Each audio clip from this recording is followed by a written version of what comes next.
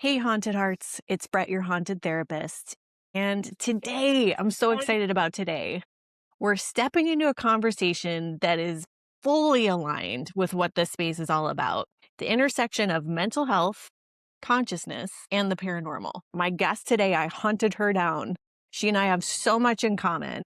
Erin Taylor. She's a licensed therapist, a paranormal investigator, an author of multiple books, including Sleeping Among Spirits, Unfinished Business, and Strange Colorado, which we'll get into, with nearly 20 years in the mental health field and over a decade of paranormal investigation. Erin brings a really unique perspective, one that explores not just haunted places, but the idea of unfinished business in both a psychological and paranormal sense. And I think this conversation is going to blur some lines in the best way.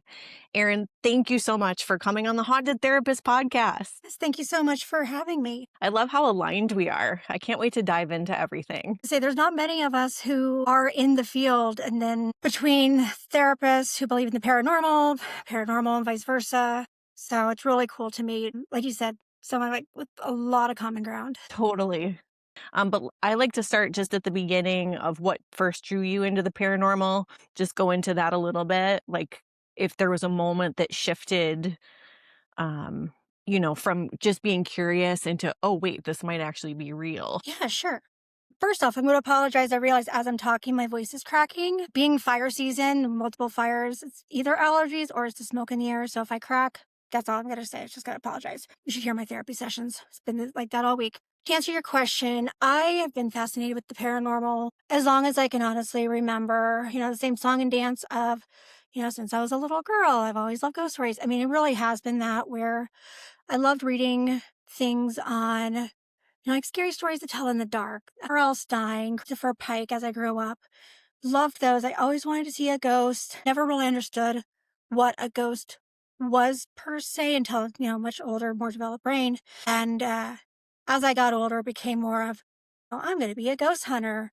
But in my area of the world, I guess, basically my shelterings, I didn't really know people could do that. Could actually go out and do the paranormal research. I thought it was just for show. It was for televisions. It was for people who were trained in that. And so it was actually really cool when in 2013, I had just graduated my grad school program, and I found myself unemployed and needing a hobby. And that's when I found a local team, and that just expanded. Unemployed Well, and needing a hobby. I love that. Not a I job. I need a hobby first. Then we'll talk business. needed something to do. Yes. As you Yeah, for probably sure. had the same. It's like, all right, now I don't have school. I'm filling out all of these resumes. I needed something to do with my time. Do you like to stay busy? Are you like a very active mind type person, being that you have 6 or 7 books? That is probably ADHD. So We're I go in aligned there. between, and it goes in between the two where there's times where I'm like, yes, I need plans. I need all the serotonin in the world. And then there's days where I'm going to be an introvert. I'm going to sit in and I'm going to do the nothing, which then might open a door for writing. Like if I know I need to write, I'm going to find every excuse not to do it. All I have to do is just open up a book, open up one of the newspaper databases, and then hyperfocus takes over. And then it's like 8 hours later and yeah, I'm lost. But it's one or the other. Yeah, you start doing what you're not supposed to be doing. Or you give yourself a choice of 2 different things that you don't really wanna do, and like, "Okay, do you wanna do housework or do you wanna write your book?" And you're like, "Oh, God, obviously I'm gonna choose housework." Writing is so painful, right? It's like giving birth. It can be like that, right? And the nice thing is that it's not my creative, like I am coming up with the ghost story. It's taking Oh, information. I have found that even though I didn't really care for it in school, I love researching when it's just for something like this, especially when you hear about like ghosts and things like that in 1800s newspapers. That's just, they're I don't even know. You might know how better to describe it. I'm just a little tongue tied with it, but it's just really cool. I mean, you're definitely ADHD. Like, the fact that now you realize that you can hyper focus on something and it's gotta be something weird, mind you. Mhm. That's the most ADHD thing anybody said to me all day, other than when I'm talking to myself. Oh, well, So that's part 2 of our interview, that we won't get to. So, okay, so what point would you say that your identity as a therapist and then your interest in the paranormal start to overlap, or don't they overlap? so it was actually a pretty interesting transition. In the very beginning, people I investigated with, close friends, things like that, they knew what I did for a living, but I was so afraid almost that if word got out what I did for a living, being a therapist, right? Because we have nothing better to do but psychoanalyze all the time. And then it's, well, talking to dead people in the dark. It's like, I didn't want one field to think that it was, against the other. And it's like the more that I talked about this, actually, especially after I started writing books, is that a lot of people in the mental health field were actually really fascinated by it. 2 years ago, actually, myself and a few other clinical supervisors, like, we booked a haunted jail in Cripple Creek, Colorado. So there's just a bunch of therapists that are ghost hunting, and it was the wildest, most fun thing. And then I was also afraid of clients finding out what I do. And I still remember one client who, um, we're in the middle of a session and telehealth. And so I had just started writing for Troy Taylor's The Morbid Curious at that point. And she picks it up in session and goes, "Is this you? Are you the Erin Taylor?" I went, "Yep, you got me." So, and then it's been cool because then clients they don't really care, or they like the weird stuff too. I can sit there and be like, "Okay, well, we can talk ghosts, but we could talk Yep. it separately than what Well, this and it is." matters too, like, what your caseload looks like, right? Like, I don't have anybody that's high risk on my caseload, and I don't have anybody that since I've been in private practice, I don't, by design to an extent.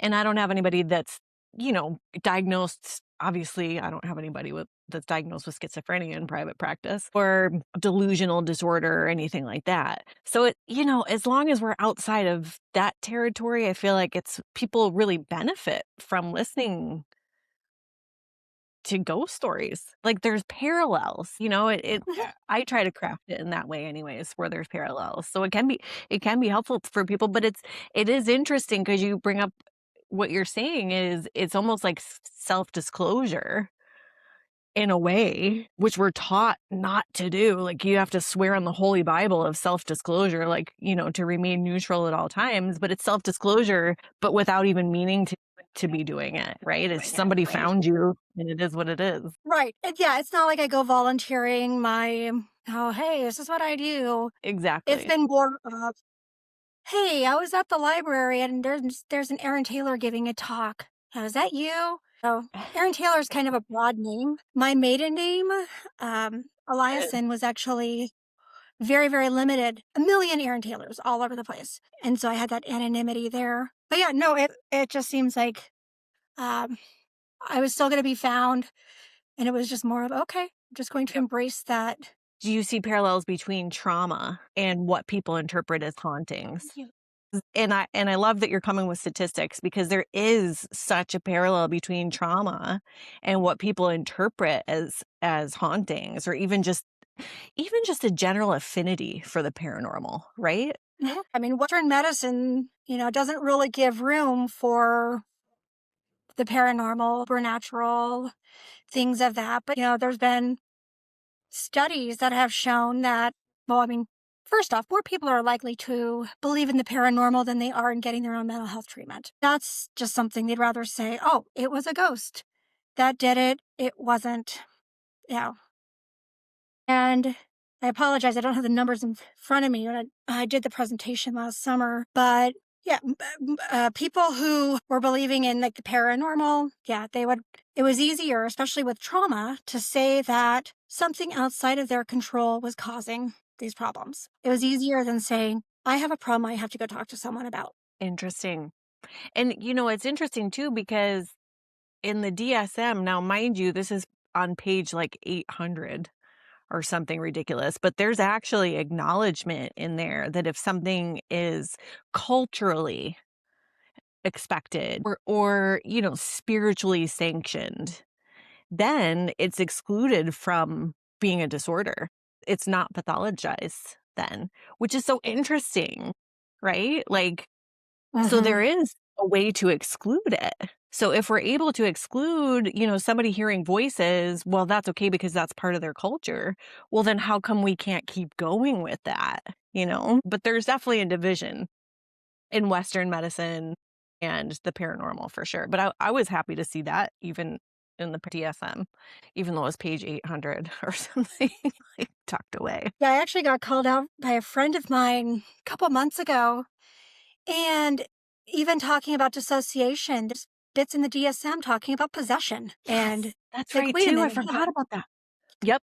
And we have these blurred lines. And yeah, who's to say? I mean, I've wondered for a long time, like, people who are deemed schizophrenic, or not deemed, but, we've got people who claim that they're hearing, they're psychics, they're hearing voices, they're, all this.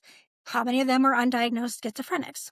And again, culturally, I had a client years and years ago, and I worked inpatient who, first generation Hispanic, and his family was like, no, there's nothing wrong with him. This is his ancestors. They were mad. Like, why is he here? This is good. This is a good thing that this is happening. Yeah, I guess it matters what's happening to their life around that Mhm. then, you know?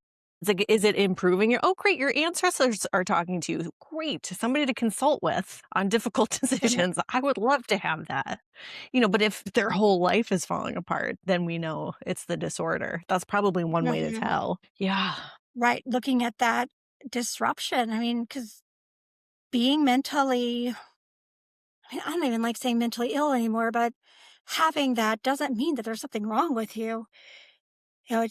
It causes some sort of disruption in lives. Like, I'll talk to my clients about how I'm not even a big fan of diagnoses because, as you know, we could look at major depressive disorder versus bipolar versus schizophrenia versus bipolar with psychosis, mixed, we've got so many things, ADHD, trauma, anxiety, those all interplay that I'm like, okay, what are the symptoms that are causing distress? And what are we going to do about that?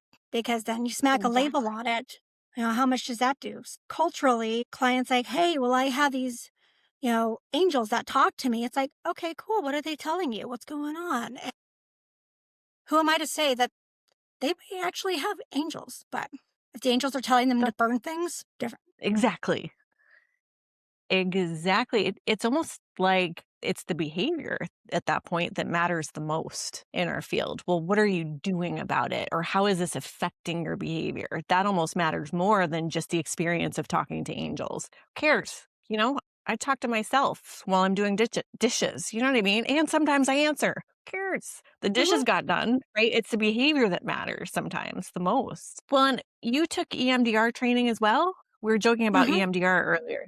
Yeah, so you probably know too then, I think that was the training I learned. It seems like there's a belief or an assertion that a lot of diagnoses like bipolar and borderline especially are actually DID. I forget who is stating this, but a lot of people in that realm really think that it's parts that are Oh, getting I in the think we way just and causing glitched. these different moods. Okay. I hear you now. Okay. Yeah, we just glitched for a moment. Yeah. Yeah. I thought that was interesting because I love doing parts work. Hmm. So I'd rather it be DID or even somebody who's just a little partsy because that I feel like we can really work with. Um, yeah, it's interesting because I can't say if I have met a true DID yet in my 20 years. Now I've met people who have claimed it, and those have been behavioral. Ah, And it's not to say that it's not, of course, that it's not out there, but dissociation is a thing. And that can also play a part because, like you're talking about with parts, just with that protective or doing something, it's a defense that they're going into. And so, yeah, there's a lot of diagnoses that get thrown around. Borderline, apparently, in the last couple of years became really cool. I remember when no mhm. one wanted it. Those who have it don't want it.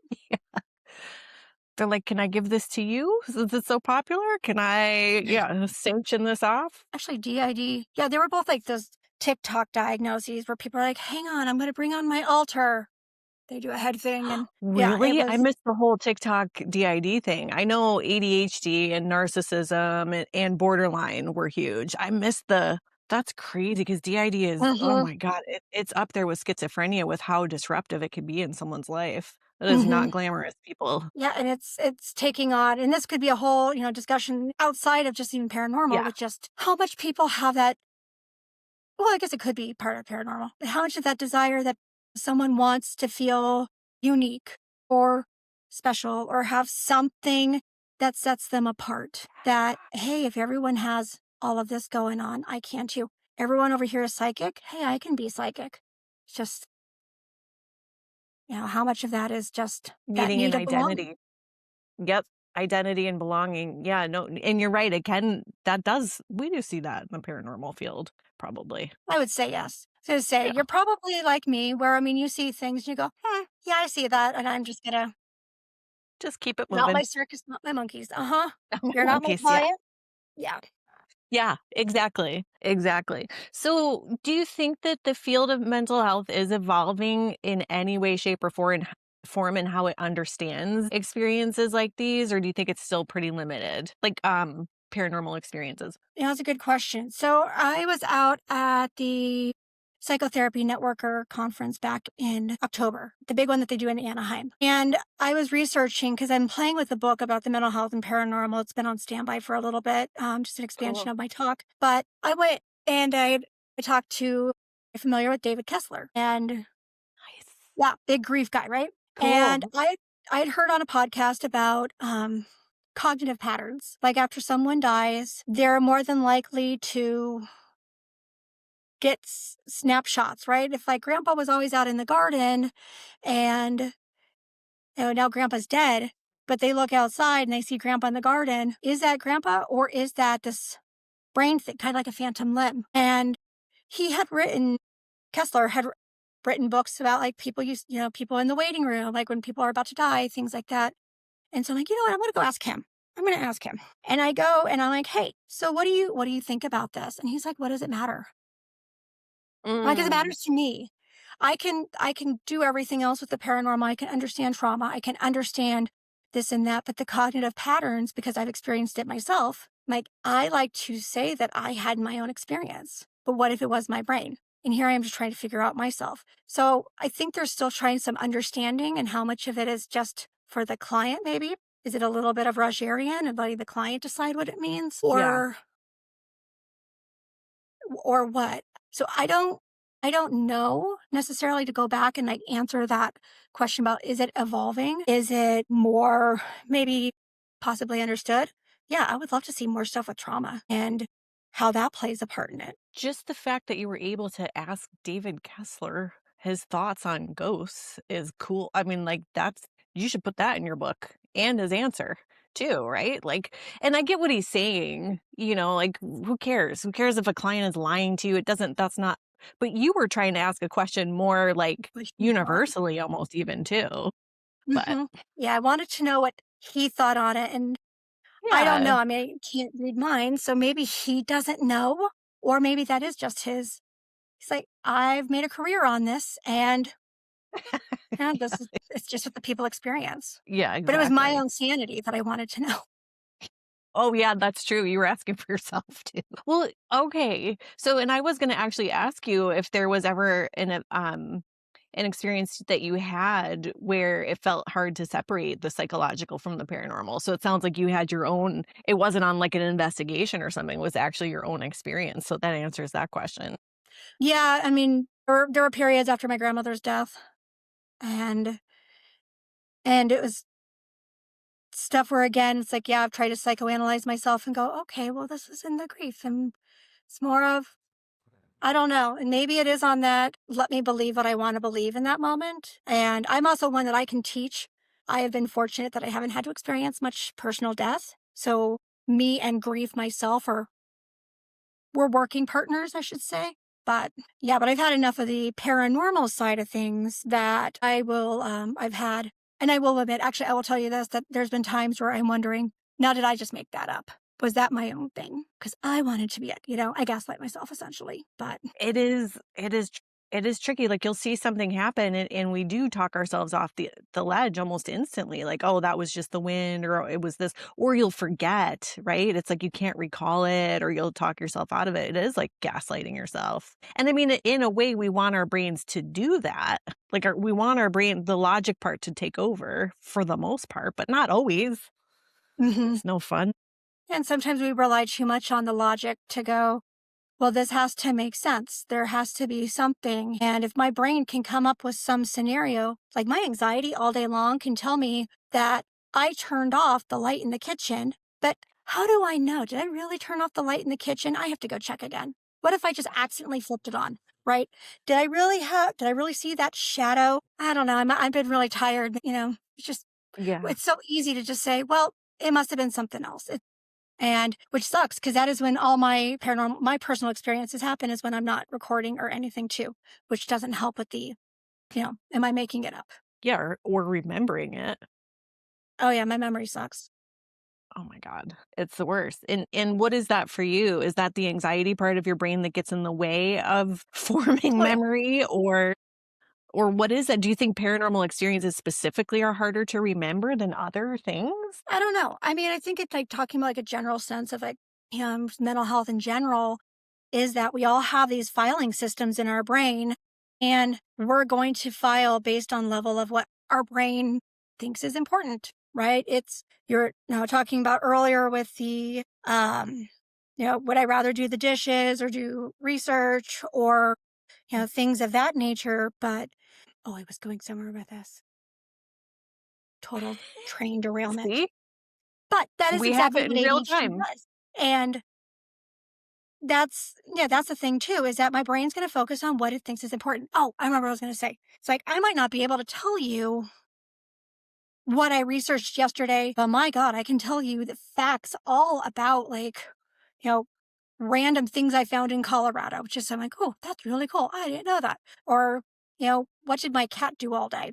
It's because it's just the brain that says, well, I like that, but I don't like that. And so there is. I mean, and there's stuff you would think too at the paranormal, like, oh, hey, I just saw the shadow walk across the hall. That would be something of importance. But again, in the Exactly. brain of anxiety, my brain's like, whatever, you've seen a shadow Yep. before. Let's focus on did you turn the light off? Exactly, exactly. Yeah, the brain doesn't want to or know how to incorporate that into the other Mhm. information that it has or the information that or how it understands the world. It doesn't fit into your own brain's worldview. So it's like, well, we can't really have this. Maybe we'll put it over here in this lobe. Maybe you'll be able to access it occasionally when we let you back in. Mhm. Brains. Luckily, there's a difference between the brain and the mind, though, right? It's true. Not that sometimes one has nothing to do with the other. Like if we could hook up our brains to an fMRI machine and we could see different like lobes lighting up or neurons firing, but you can't see your thoughts. So what is a thought even? Like a thought is basically a ghost in and of itself. It's like a Uh-huh. residual haunting of an electron that fired. It's a lot of words in this database of our brain, right? Now you make a really good point with just what what is it, especially now, even if we were to look at like intrusive thoughts, we were to look at, any sort of like triggers or things of that nature and how that recalls. Ooh, gosh, I feel like this is like totally going down like a scientific makes me think Oh yeah. Well, for like the yeah. exciting. This is what we do here. This is what we do here. You knew what you were getting into. You willingly came here. You're a deep I thinker. did. I did. You're I gave home. informed consent. Yeah, it's informed consent. Yeah. So nice to talk ghosts So, and nerdly things. Yes. oh my god, totally, and where's this book? You need to write this book. I've got the same thing. Well, you're a book writer, though. You're literally an author. So anything that I'm working on is, like, eons away. You need to get this out into the ether, the Atmos, whatever it's called. Yes, it is. It has been sitting stagnant for a few months right now. I kind of hit a holding pattern. The history of mental health, and then just even with spirituality, it's a lot. And the ADHD brain is kind of like, this is, So I started focusing on other projects in the meantime. So it is sitting there. It is good. Yeah, it's really fascinating because, again, going back to our earlier conversations about how spirituality or paranormal or things are more accepted, rather than something's wrong. I mean, because mental health's only what 50, 70. I'm bad at math. It's a new thing. Yeah, that's true. That's true too. It's become part of our culture, right? Like that's part of it. Hmm. Mental health diagnoses. And it's completely shaped how we see the world and how we see each other. And, modern medicine is involved in it. And, people would rather give you like a bag of Xanax than help you work through your own ghosts or your own demons or whatever's haunting you. It's rough. Strange times we're living in. Mhm. Anywho, so in your book that you're sitting on, it would be interesting too to hear more about your thoughts on grief and grieving and how you see that playing in because I feel like so many people get into they either like with you were a spooky little kid or maybe they got into it through the grief door. Yeah. I mean, and that's the other thing with grief, and that's one of the reasons why talking with, David Kessler, just curious about it, and it actually reminded me I need to get back into finishing his books. Well, he's got so many, just the ones I have. But, yeah, grief can have that aspect too when someone is, seeing someone and that part especially if, like, the death was a sudden, right? I mean, if someone's Yeah. sick and they're on hospice, it's coming. It's gonna happen, but if it's something they're young, it was a car accident, it was a suicide, it was something like that, that the person's still processing it, and they're maybe even in that bargaining phase where they're gonna "Well, I wanna know why or what." That's why I think Yeah. dreams we hear so much about dreams with grief, and someone came to visit, and I know it was them, and dreams are weird on its own because no one knows why we dream, but I was just yeah, gonna say that's one of the ways that we kinda combine paranormal in a sense in the counseling space is through dreams, right? Because they are weird. What even is that? Talk about not being able to see a thought. You definitely can't see a dream, and those are detailed too. And we're even taught in school, in therapy school, that, about dream interpretation, Carl Jung and all of his theories, that's pretty out there stuff. So our field, I think, is there's definitely potential for the crossover. yeah, and, like, speaking of, like, Jung, I mean, he made it, like, a lot more darker sense, but maybe it's the thing of, like, we're just now maybe making mental health okay, that just being able to talk about it in general in that correlation will be okay too. I don't know. Exactly. Yeah.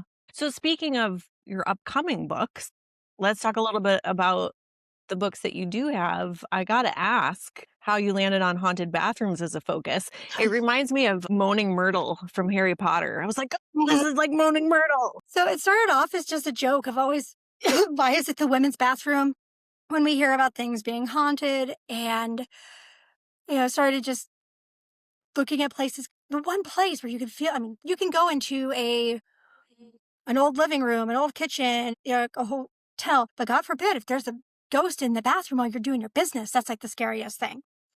Because first, my first book was Sleeping Among Spirits, which was different vulnerability and talk about sleeping, and um, it's like being able to. That one was me personally going and doing it.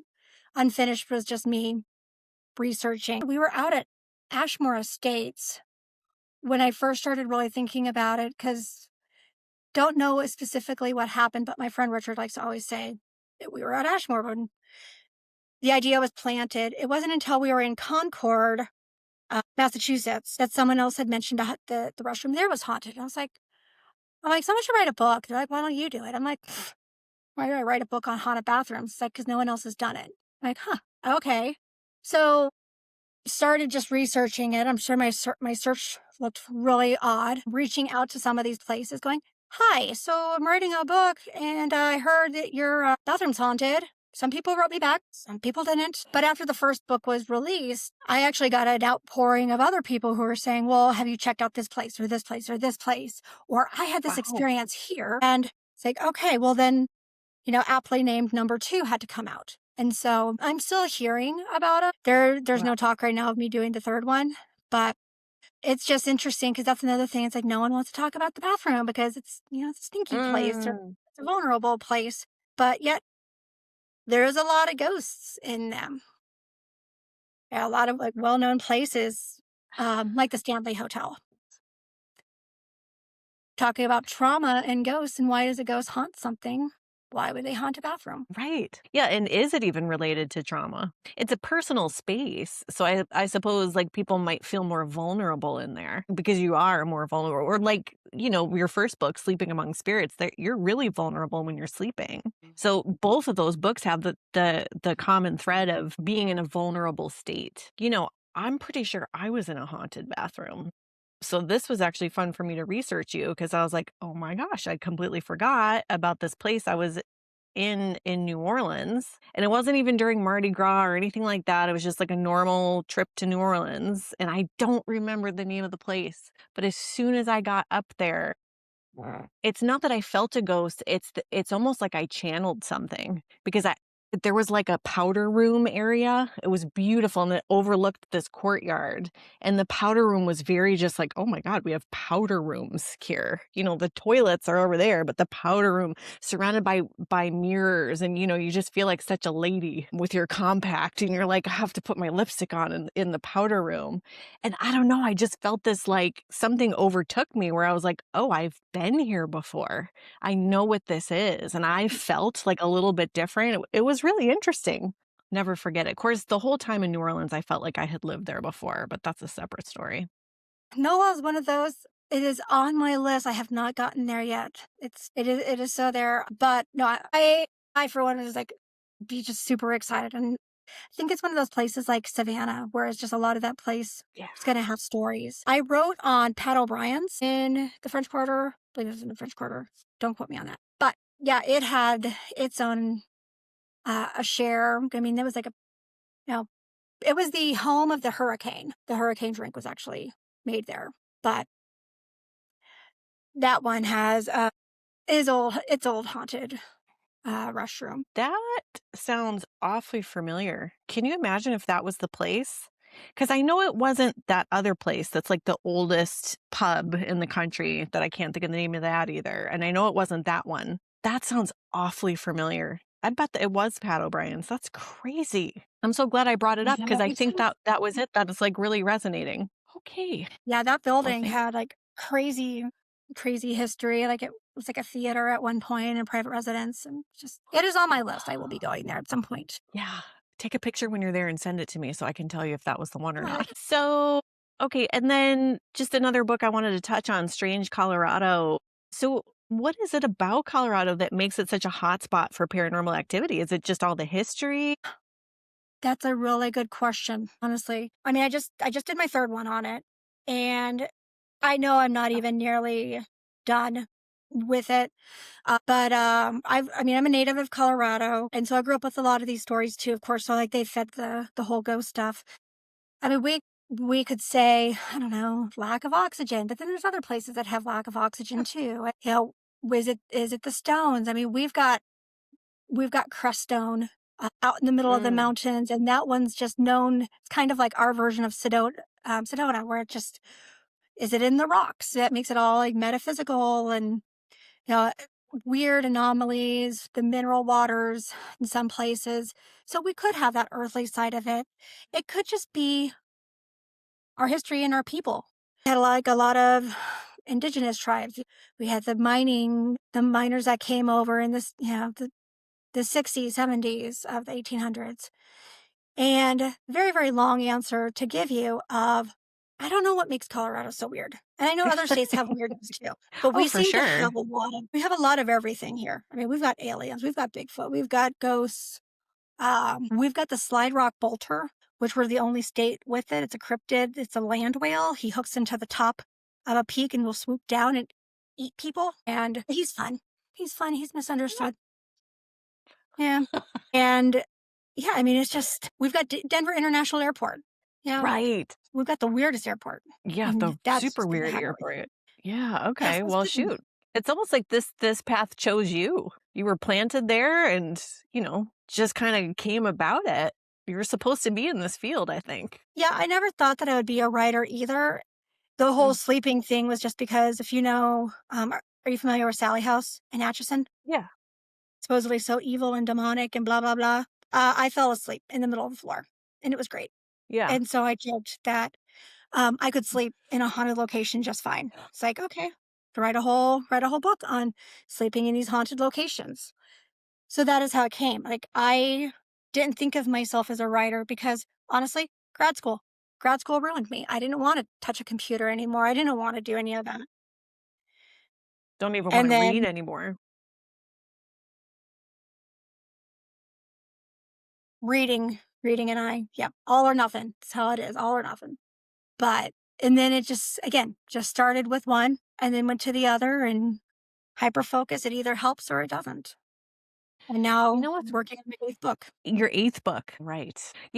Yes. Speaking of sleeping in haunted locations, and I didn't even this is another thing I'm just thinking of in real time. I literally got apparently the best sleep of my life according to my Fitbit. It didn't actually say the best sleep of your life, but it said like I get excellent to Fitbit 90 or called above. me.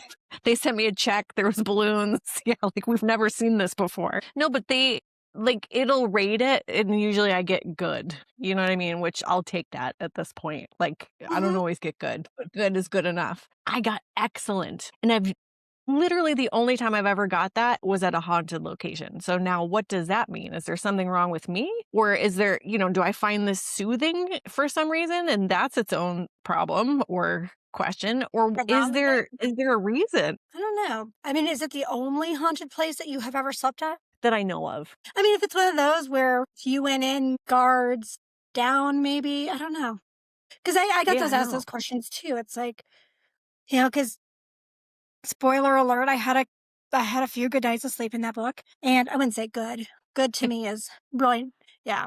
I know how Fitbit judges. I'll say that. But there are times where I have active insomnia, so I will take melatonin. It's like, okay, well, did the melatonin do anything? I'm like, well, melatonin only helps me fall asleep. It doesn't keep me asleep. Like that is what it does for me. But if there's anything like that, if it's like if you take any sort of meds that maybe like help you to sleep, then that's possible. Now, why is it excellent versus like any other place? I don't know. Interesting, right? Maybe Mildly something was terrifying. rubbing your back all night. Literally, something was spooning me. I mean, hey, if you got It some worked. spooky cuddles, it worked. I mean, why not? I'll take anything I can get. I wonder if there's probably a link between ADHD and insomnia, right? Like we can't sleep. Am I right? Like, Hmm, boy, is more that than hard to likely, yeah. come by. Ugh, it's awful. I bet. ADHD train has taken us way over here. Yeah. Oh, I know. Yeah, I didn't realize you had that going on as well. I notice a lot of people in our field, the paranormal field, are neurodivergent, either ADHD. It seems to be mostly ADHD that I've come across. That's interesting too. What do you think that's about? As I just I lay don't know this on because how you. do you keep us all still in a room for however long? That's the other thing. Actually, that's a really good question. Mhm. Put Because it in the book.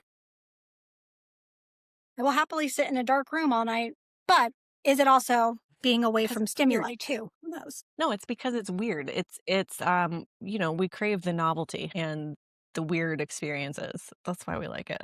Nothing wrong with it.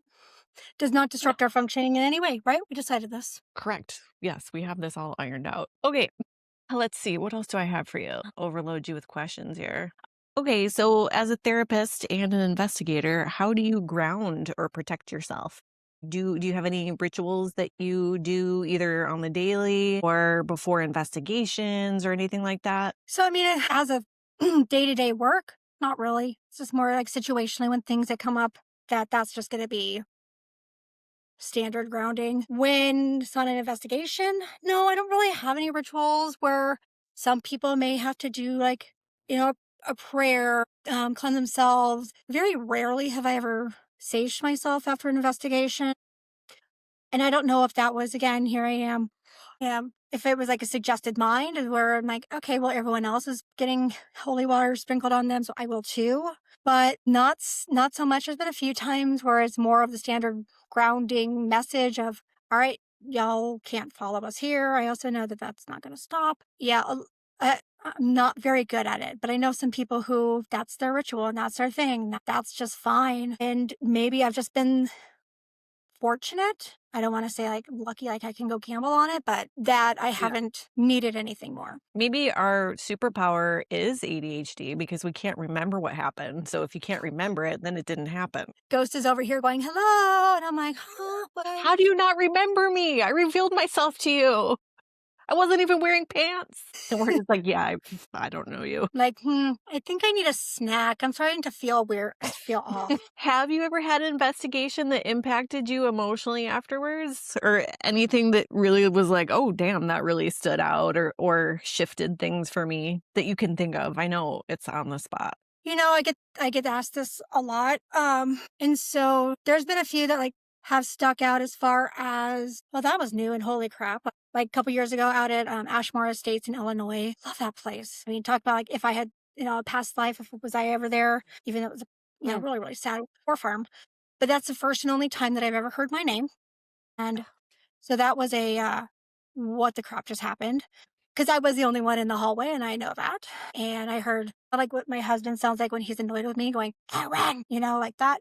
And he had just went up the stairs. And so I turned around thinking was back trying to get my attention. He was already gone. So I was like, cool, this place knows me. All right. Yeah. Yeah. I couldn't figure that one out because if I'd heard a noise, I could say, oh, it was the wind. Wow. But then I go back to Hinsdale House, which is actually out in your neck of the woods. Oh, yep, I've been there one And time so far. that place is wild. That place is really cool. We had a few nights there, and this was actually I wrote about this in Sleeping Among Spirits because that was one of my sleeping destinations. Our last night there, there's a group of us in the main bedroom upstairs, and they had the closet set up in a way where there's a chair and a mirror down at the end of the on the other side of the closet. I guess you could do scrying in there. It wasn't a scrying mirror per Yep. se, but we had two people who were on doing Estes, not connected, but they were both spilling out like the same things, like some profanity, which you don't hear on the radio. Oh, I can't remember exactly what the specifics were, but they were like on point with just these aggressive things. And I'm sitting in this chair and I'm watching the mirror, so I can hear everyone over here on my right, and they're in the room. And as I'm watching the mirror, I decided, okay, I'm going to take some pictures, just what I'm doing. And I realize that I am starting to see this image go like this, like this blob. This blob is just kind of bobbing in and then looking out. And I'm like, hey, is anyone moving? They're like, no, everyone's stationary. Cool, because this is what I'm seeing. And so, yeah, so there is this, it's almost like someone's just kind of peeking in at the door. I couldn't see him with the naked eye, but and I caught it on camera. Then one of my investigators came over because she wanted to see it for herself, and she sat on him. I don't know. It Oh, disappeared. Yeah, she missed the cue. Yeah, and then she moved because I'm like, oh my gosh, you're sitting on whoever it is, and it was gone. Yeah, mm, it felt very kid energy to me, but I'm sitting there going, you know what? Someone could be, hearing all this saying, I am just making this all up. And yeah, I mean, so that was just like, it was such a weird energy night. And I slept in that room that night. I slept great. I slept good. But I think Fitbit only gave me a good that night. mm, But keep but yeah, trying. it's You'll just you'll those get your little, excellent. yeah, so I think it's just those things that we have where it's okay, I can't explain that. And if I can't explain it though, did I make it up? Again, it's the light switch, right? There's my anxiety, then it's I know I turned it off. I know I had that experience, but did I? Did I? And yeah, so that's when anytime someone asks me, like, well, what's the most profound experience? What's the most haunted place? I'm like, hang on, let I me think of know. Right. Because, like we said earlier, it doesn't really incorporate into the brain's idea of what it knows about the world. But one way, like, I love your light switch analogy. And one way to know is if somebody had been in that room with you and seen the same thing, which happens a lot. It can happen for us when we're investigating together, where, Yep, you both hear something or see something. Then you know for sure it's not you making it up or right. whatever. Yeah. Validation. Which is something that I love about this field is that it's such a community experience, right? Like I've met some of the best people in this field and it's so supportive and it's such a fun thing to go do. I think it appeals to those of us with ADHD because it's so weird and it's like exciting and there's adrenaline and you get to go do stuff. We love the adventure of it too. Oh yeah, it's total. I mean, it hits all the right Yeah, aspects of our brain. It's like a pinball game. It's just pinging all over because we're like, oh, I like this. This is exciting. This is shiny.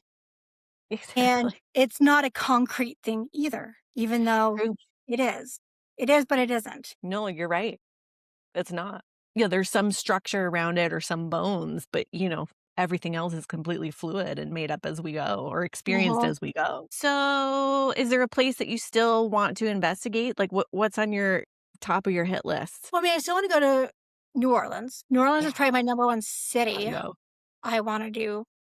Of course, I would love to go see an Yeah. and every time I've been out to Florida, I just it hasn't been in the cards to get over there. And then of course any of like the UK, Europe, Oh, anything just yeah. to go into like those old castles and things like that. That's just I was over there many, many years ago before I knew anything better. And like I had a weird experience at Edinburgh Castle and so I don't know. I felt off in one of the rooms and so I don't know if it was my 20-something-year-old brain going, "Ooh, scary," right? And what else? But then also it does have ghosts. So who knows? And that in Edinburgh is just so I don't know if you've been. I It's got haven't. some crazy history there too.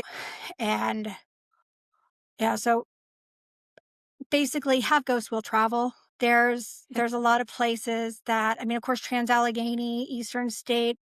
Yeah. Y'all on the East Coast have amazing places. We are still so new over here that we have like hotels and cemeteries, and we've got a few other buildings. But yeah, I love going to the East because Yeah. The energy here really stays. It's like it's more transient. The further west you go, it's more of a transient kind of energy. I always felt because I lived on the West Coast too, and I always felt more spirited there, if that makes sense. But back east, I feel more soul. Like there's more soulful energy here and it's more old spirit. energy. Yeah. Yeah, exactly. Yeah, it's definitely weird, when everyone says, "Well, why are the ghosts always Victorian and not running around in like a Britney Spears t-shirt or something like that?" But also, is it just their levels of energy too? If the ones who've been around longer, they know how to do it differently than someone who just died 20 years ago in True. their Britney Spears shirt, right?